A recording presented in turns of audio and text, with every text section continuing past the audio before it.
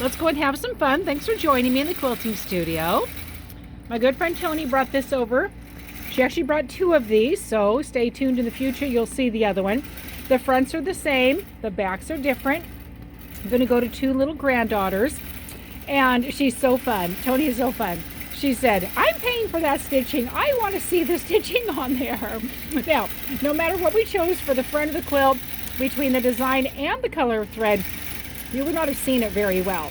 But we chose my darling ladyfish design, and you can see little sweet ladyfish beautifully on that wonderful mottled pink flannel backing, which these little girls are going to love. So sweet to cuddle up with.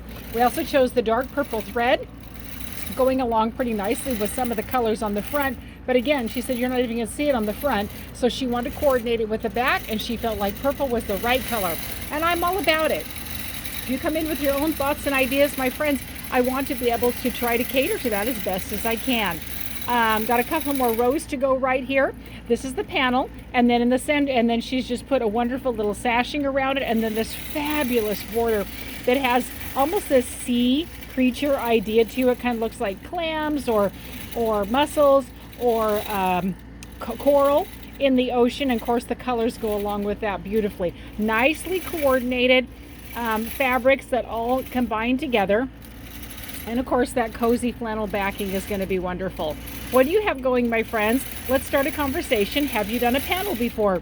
Have you used flannel backing? What are your thoughts about a bold color of thread back there? When you have a panel, I always encourage you to remember, it just doesn't come that square. You really do need to take time to square it up before putting on your sashings and your borders, or you're going to have some wonky borders, and that's not what anybody wants to have on their quilts. I do get a fair amount of panels here. I do get a decent amount that have been shaped like this, where they've really gone through and straightened them up. But I will tell you, I also get a decent amount where I can tell they haven't, and they do get pretty wonky. So let's start a conversation if you have a panel and would like to talk about that. In the meantime, have a great day.